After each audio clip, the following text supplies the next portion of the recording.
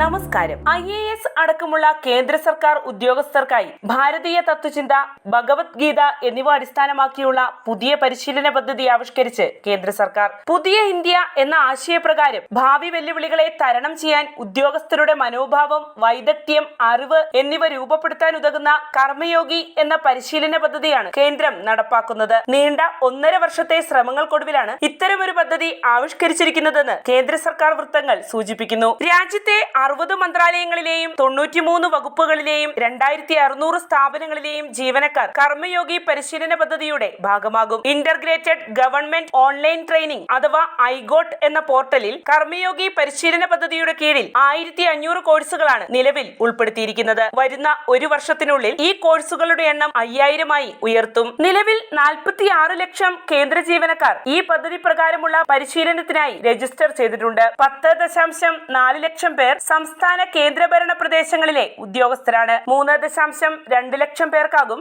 ആദ്യഘട്ട പരിശീലനം ലഭിക്കുക. കേന്ദ്ര ജീവനക്കാർക്ക് പുറമെ സംസ്ഥാന തലത്തിലേക്കും കർമ്മയോഗി പരിശീലന പദ്ധതി വ്യാപിപ്പിക്കുമെന്ന സൂചനയും പുറത്തുവരുന്നുണ്ട്. ഭാരതീയ ചിന്തയിലൂന്നിയുള്ള സാമൂഹ്യ സേവന സിദ്ധാന്തമാണ് ഈ പദ്ധതിയുടെ കാതൽ. ആത്മപഠനത്തിനായി സ്വാധ്യായി, സഹകരണം എന്ന വിഷയത്തിൽ അടിസ്ഥിതമായി സഹകാരിത, പൗരസേവനത്തിനായി സ്വധർമ്മ എന്നിങ്ങനെ വിവിധ കോഴ്സുകളാണ് കർമ്മയോഗിയുടെ കീഴിൽ ഒരുക്കിയിരിക്കുന്നത്. പ്രധാനമന്ത്രി നരേന്ദ്രമോദിയുടെ വികസിത ഭാരതം 2047 എന്ന കാഴ്ചപ്പാടിന്റെ ഭാഗമായി 2021 രൂപീകരിച്ച കപ്പാസിറ്റി ബിൽഡിംഗ് കമ്മീഷനാണ് കർമ്മയോഗി കോമ്പിറ്റൻസ് ഫ്രെയിംവർക്ക് എന്ന പേരിൽ ഈ പദ്ധതിക്കായുള്ള ചട്ടക്കൂട് രൂപപ്പെടുത്തിയത്. ഉത്തരാഖണ്ഡിലെ മസൂരിയിലെ ലാൽ ബഹദൂർ ശാസ്ത്രി ദേശീയ അക്കാദമി ഉൾപ്പെടെ സർക്കാരിന്റെ പരിശീലന കേന്ദ്രങ്ങളിലെല്ലാം ഈ പദ്ധതി അടിസ്ഥാനമാക്കിയുള്ള പരിശീലനം ഒരുക്കും. പ്രധാനമന്ത്രി ഇക്കഴിഞ്ഞ ഒക്ടോബറിൽ വിവിധ വകുപ്പ് സെക്രട്ടറിമാരുമായി നടത്തിയ അവലോകന യോഗത്തിൽ IGOT പരിശീലന വിഷയം ആരായുകയുണ്ടായി. അതോടൊപ്പം എല്ലാ ഉദ്യോഗസ്ഥരും ഈ പദ്ധതിയുടെ പരിശീലന മോഡ്യൂളുകൾ പൂർത്തീകരിക്കുന്നുവെന്ന് ഉറപ്പുവരുത്താൻ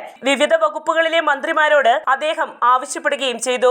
ഇക്കഴിഞ്ഞ ഒക്ടോബർ 19 പ്രധാനമന്ത്രി ആരംഭം കുറിച്ച ദേശീയ പഠനവാരത്തിന് മുന്നോടിയായി ഒക്ടോബർ 18 കേന്ദ്ര വാർത്താ വിതരണ മന്ത്രാലയം പുറത്തിറക്കിയ ഉത്തരവിൽ IGOT പോർട്ടലിൽ കുറഞ്ഞത് 4 മണിക്കൂർ പരിശീലനം പൂർത്തിയാക്കണമെന്ന് ഉദ്യോഗസ്ഥർക്ക് നിർദ്ദേശം നൽകുകയുണ്ടായി. ഒക്ടോബർ 19 മുതൽ 25 വരെയുള്ള ഒരാഴ്ച കാലയളവിൽ കോഴ്സ് പൂർത്തീകരിക്കണമെന്നും അല്ലാത്ത പക്ഷം അത് ഗൗരവമായി കാണുമെന്നും ആ ഉത്തരവിൽ സൂചിപ്പിക്കുകയുണ്ടായി. കോഴ്സ് പൂർത്തീകരിക്കാത്തവരുടെ ശമ്പളം തടയാനുള്ള ഉത്തരവും പിന്നീട് വരികയുണ്ടായി. ആ ഉത്തരവ് ഉദ്യോഗസ്ഥ എതിർപ്പുകളെ തുടർന്ന് പിൻവലിക്കുകയും ചെയ്തു. വികസിത ഭാരതം, പാർലമെന്റ് നടപടിക്രമങ്ങൾ, ജോലിസ്ഥലത്തെ ചെയർ യോഗ, സമ്മർദ്ദ ദേഷ്യ നിയന്ത്രണം, പൗര കേന്ദ്രീകരണം, ജോലിസ്ഥലത്തുണ്ടാകുന്ന ലൈംഗിക അതിക്രമം തടയൽ, AI-യും മെഷീൻ ലേണിംഗും എന്നിങ്ങനെ നിരവധി വിഷയങ്ങളെ അടിസ്ഥാനമാക്കിയുള്ള കോഴ്സുകളാണ് കർമ്മയോഗി പദ്ധതിയുടെ ഭാഗമായി ഇന്റർഗ്രേറ്റഡ് ഗവൺമെന്റ് ഓൺലൈൻ ട്രെയിനിംഗിൽ ഉൾപ്പെടുത്തിയിരിക്കുന്നത്. സ്വാതന്ത്ര്യലബ്ധിക്ക് 75 വർഷങ്ങൾക്ക് ശേഷവും ബ്രിട്ടീഷ് ഭരണകാലത്തെ പരിശീലന മാതൃകകൾ തന്നെയാണ് സർക്കാർ തലത്തിൽ തുടരുന്നത്.